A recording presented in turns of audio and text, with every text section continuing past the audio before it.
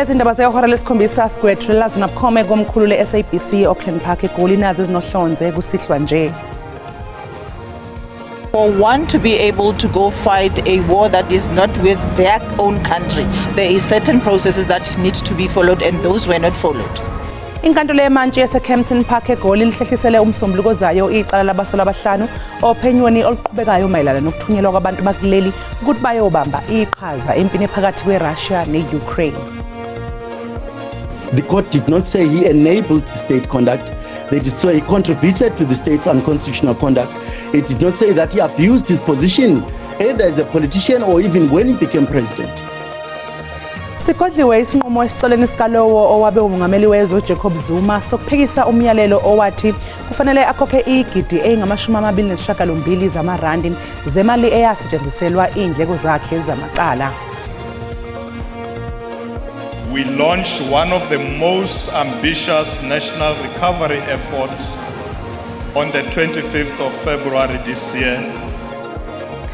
Iphini likaMengameli wezwe Paul Mashatile uthi iningizimu Afrika seyibe nenqubekela phambili ebonakalayo emkhankasweni wokulwa negciwane lesanduleli langculazi nengculazi uqobo usho lokhu emcimbini we-World AIDS Day eLimpopo.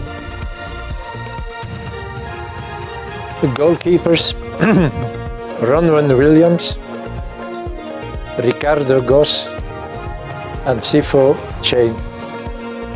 Umqeqeshi weBafana Bafana uHugo Broos usememezele iqembu labadlali abangama-25 nokuyibona abazomela iningizimu Afrika emqhudelwaneni we-Africa Cup of Nations nozobanjelwa eMorocco kuyo lenyanga.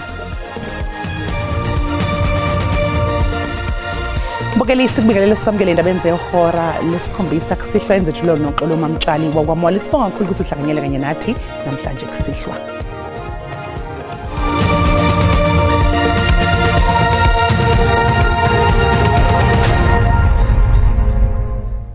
Iqembu umkhonto wesizwe seliqinisekisile ukuthi uLucky Montana wesulile njengelunga lePhalamende. Ukwesula kwakhe kulandela ukwesula kwelinye ilunga leMKP uDuduzile Zuma Sambudla. uMontana wafungiswa njengelungu lePhalamende leMKP nyakenye. Enkundleni yezokuxhumana uX uMontana ubhale ukuthi isinqumo sakhe sokushenxa kulesi sikhundla wasimemezela ngaphakathi eqenjini ezinyangeni ezimbalwa ezedlule. Kusenjalo iqembu MKP lithi yize likwamukele ukwesula kukaMontana ePhalamende kepha linesiqiniseko sokuba useyilungu elinikele eqenjini. Phakathi kwamakomiti ePhalamende uMontana asebenze kuwo kubalwa elibhekele ezokuthutha kanye nelomcwaningi mabhuku jikelele. Inkantolo yemantshi yase-Kempton Park eGoli isihlehlisele umsombuluko zayo icala labasolwa abahlanu ophenyweni oluqhubekayo mayelana nokuthunyelwa kwabantu bakuleli ukuthi bayobamba iqhaza empini eqhubekayo phakathi kweRussia ne-Ukraine.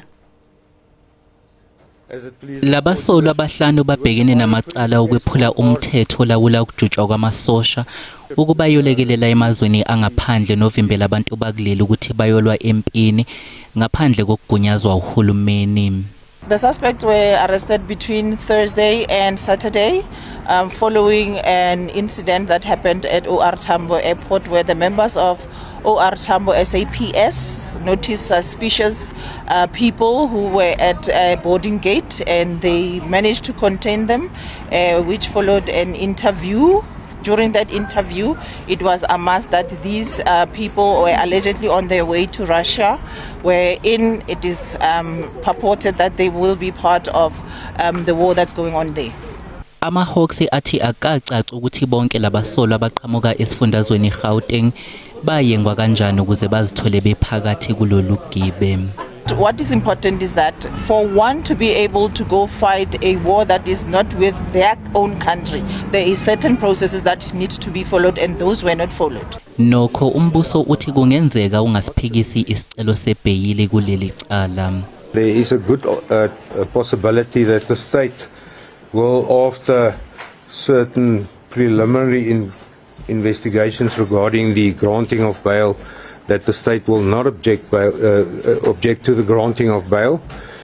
Abasolwa kulindeleke ukuthi baphinde bavele enkantolo ngomsombuluko ozayo ukuze bezofaka isicelo sebheyili. Liyoze lihlale ngasekupheleni kukaNhlolanja wangonyaka ozayo icala labasolwa ababili abasolwa ngokuba yingxenye yequlu elalibhikisha ngaseNazareth ngesikhathi siqhubeka ingqungquthela eyaba undabamlonyeni iG20 Leaders Summit. Ikhiphe isinqumo sengibheyili inkosi yenkantolo ithe labasolwa baqashe ummeli ozimele bangathathwa wamahala bangamhlinzekwa umbuso uma bemdinga wathi njengoba benayo imali yokumkhokhela okusho ukuthi banayo imali yokukhokha ibheyili. Gentlemen, your matter is remanded back in this court for further investigation. Both accused will remain in custody. Bail is fixed in an amount of 10,000 for each accused. Ummeli wabasolwa uthi nakuba bengeneme ngeindodla zemali ezikhokhwe ngenxa yebheyili kodwa bayasihlonipha isinqumo senkantolo. Lokho asikujabuleli kodwa sahlonipha isinqumo esithathwe inkantolo. Yebo, I am representing uSipho Mahlangu no Stephen Mkhize who are charged with public violence, bacharged futhi nge-common assault. uMakananesa uthi bazoyihlonipha nembandela ebekweyinkantolo efaka phakathi ukuthi abasolwa babike kumphenyi wecala uma befuna ukuphumela ngaphandle kwesifundazwe. Inkantolo futhi iphinde yathi ukuthi mabefisa ukuthi baphume out of the province fanele bathole imvume from the IO. So the IO will give permission. So if they wish to go out of the province, they will have to get permission from the IO. Kulombhikisho kwalimala amaphoyisa amabili omkhandlu udolobha iGoli kanye nelungu elilodwa la South African Police Service. Laba balimala babe sebephuthunyiswa esibhedlela beyokwelashwa. Igama lami nguKalvin wakwaDludla. Eindabeni zeSABC ngibika ngisenkantolo yeMantshi eBoise.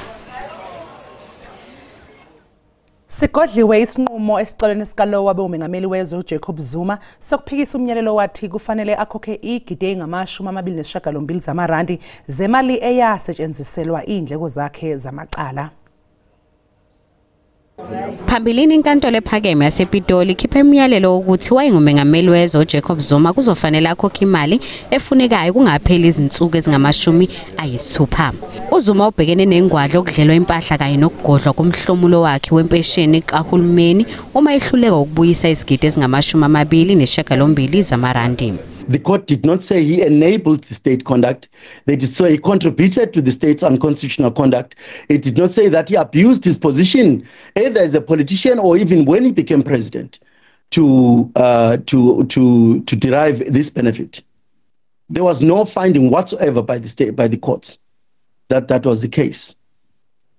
So we would say that and it is in the interest of justice that either the full bench or the Supreme Court of Appeal should examine those questions of whether the order granted by your lordship was a just and equitable order. This order is essential for the vindication of the rule of law and the correction of the first respondent's use of public resources to enable him to defend himself against the criminal charges brought against him and to litigate in various related civil proceedings on a most luxurious scale, and to enforce the constitutional principle of public accountability. Sekuphele iminyaka lombango sesisebenza enkantolo wesekwa nakamaqembu EFF kanye neDA. Iphini likaMengameli uPaul Mashatile uthi iNingizimu Afrika isibene nqubekela phambili ohlelweni lokulwa negciwane lesandulela ngculazi nengculazi uqobo. Ubekhuluma emcimbini wokuqwashisa ngeHIV/AIDS obubanjelwe eLimpopo.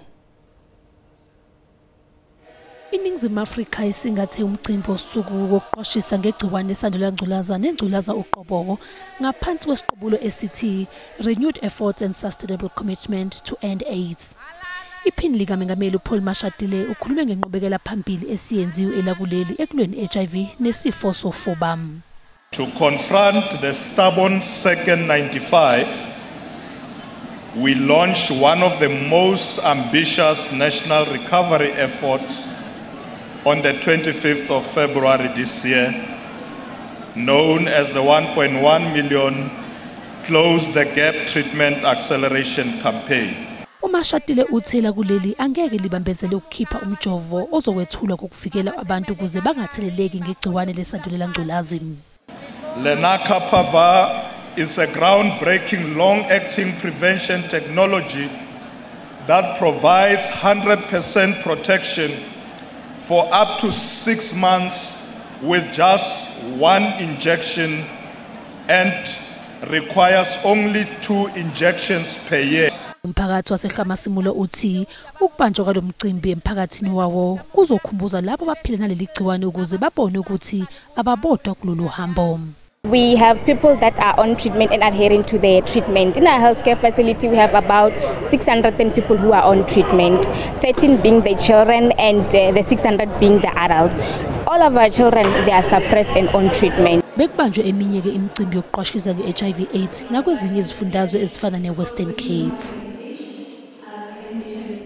Mbukeli okwamanje sasinje ke qu eyitolo kanti uma ngabe sibuya sokuphathela uWT. Ma'am, did you ask evidence from Nziza when he said, I have extramural activities with Mkhwanazi? I'm asking you the question, you don't ask me questions. Namhlanje lowo beyisikhulu somkhandlu dolobha ekuruleni uDokotela Imogen Mashazi uthole ithuba lokuyiphendulela kuzo zonke izinsolo ebeyibhekiswe kuye eKhomishaneni kaMadlanga.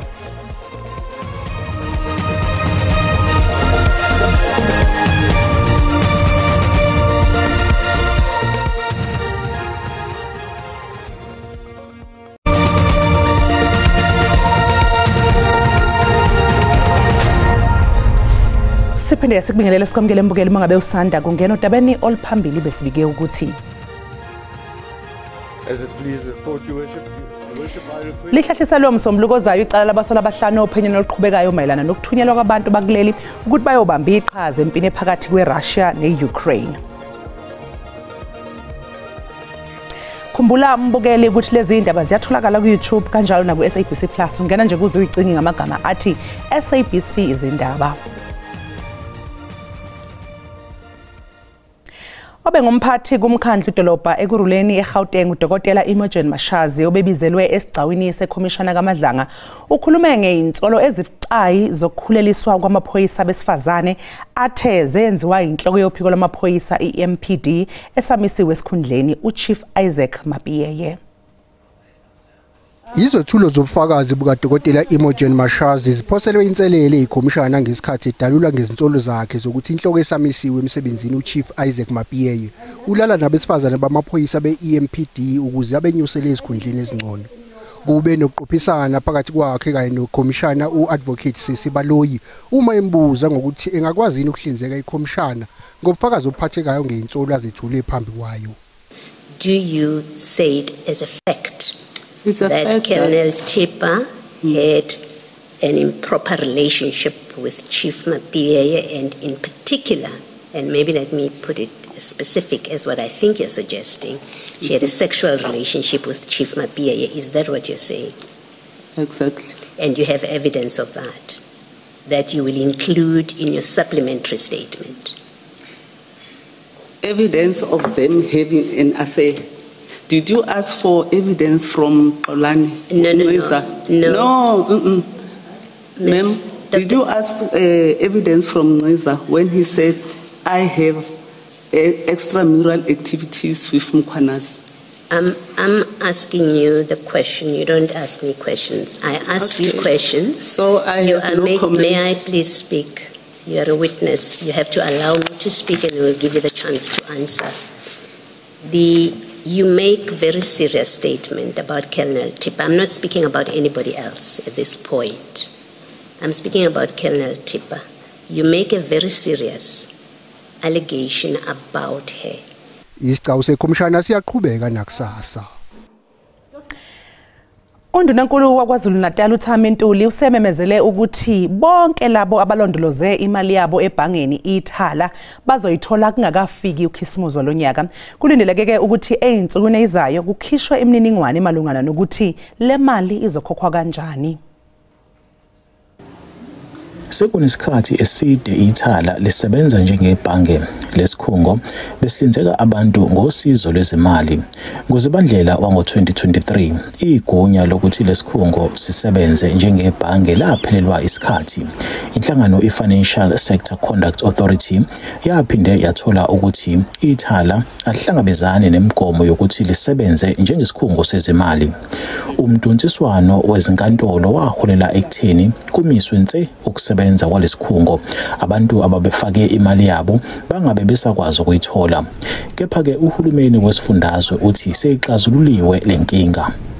Sizobika-ke namhlanje ukuthi abantu sebezokwazi ukuthi bayithola imali zabo ngaphambi kokuba kushaya uKhisimusi ngokwesithembiso esesenzile ngoba sesisayinile thina njengohulumeni wesifundazwe njengokuvumelana nomgcini mafa lamaphepha efanele siwasayine ukuze ke bese eselekelela ke ekuthenini abantu bakwazi ukuthi bathole imali yabo esethala. Uhulumeni uthi ubeke imali engaphezulu kuka2 billion rand ukuqinisekisa ukuthi abantu bayayithola imali yabo. 2.2 billion rand is what we require. That remains with National Treasury. Once the commercial bank that's been identified starts repaying depositors, every 6 months they will go to National Treasury, they will draw down on that 2.2 billion rand. The money doesn't come to KZN. Abantu abafake imali kulesikhungo baxwayiswa ukuthi balalele kuphela okuzoshiwo uhulumeni kanye nethala mayelana nokuthi bazoyithola kanjani imali yabo. NginguSimphiwe Makhanya wezindaba zeSABC ngiseThekwini. Umphakathi waseWentworth uthi usuhlukumezeke kwanele manje njengoba amaqembu egelekeqe eqhubeka nokubulala ukudlwengula kanye nezinye izenzo zobugebengu kepha uhulumeni kungekho akwenzayo. Izakhamuzi zaseWentworth eThekwini zithi njengoba zinquma ukubamba imashi kungenxa yokuhlukumezeka kwazo kanye nezingane okuqhubekayo okunokuba kudambe. Umphakathi walapha uthi ukuqhuma kwesibhamu nsuku zonke sekuyisimo abaphila ngaphansi kwaso bathi uhulumeni uyahluleka ukubahlinzeka ngosizo. But we need to be having partnerships with governments, and government really and truly needs to come to the party. If we can spend billions and millions on parties and inaugurations and in all of this, can you not just send 5 police vans here?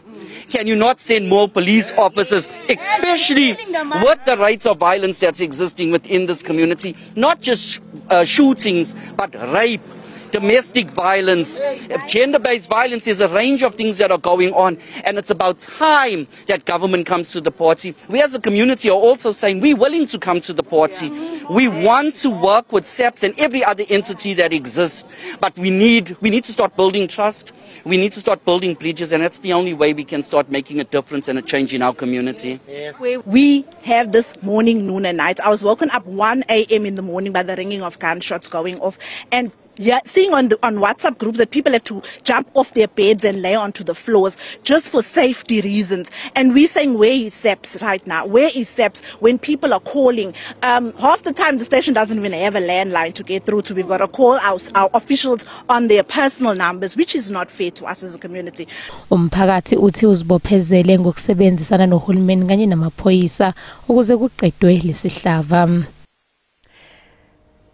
Inkampani yephehla ugesi kuleli Eskom isincome umsebenzi omuhle owenziwe yibhodi eliphumayo lale nkampani selokhu laqala ngokusemthethweni umsebenzi walo ngoMfumfu ngonyaka u2022. Usihlalo webhodi le-Eskom uMthetho Nyathi uqhakambise umsebenzi osuwenziwe yibhodi njengokuyiwona osulethe uzinzo ku-Eskom. Okhulumela le nkampani ehlinzeka ngogesi uDaphne Mukwena uthi izinhlelo zokusebenza ezibekwe yibhodi seziqalile ukuba nemiphumela emihle ebonakalayo.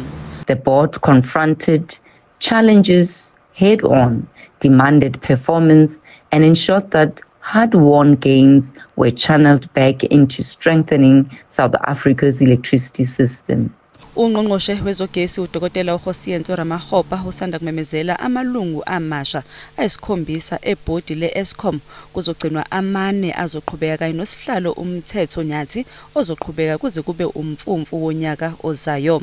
This bodes well for the future of Eskom, because it means then beyond the operational sustainability which they are looking for, a sustainable turnaround, they want to make sure that on the financial front, they also are ready for that. Because as you know, there are reforms that are happening in the industry, and these reforms will introduce new players into the market. So in Eskom, that's more sustainable, delivering on performance, both operationally and financially, is a good thing. Ibhodi elisha le-Eskom lihlalela umsebenzi wokuqhubeka ezinyathelweni zebhodi eliphumayo uqinisekisa ukuthi uzinzo kanye nokusimama kwa-Eskom kuyaqhubeka ngaphandle kwezihibe.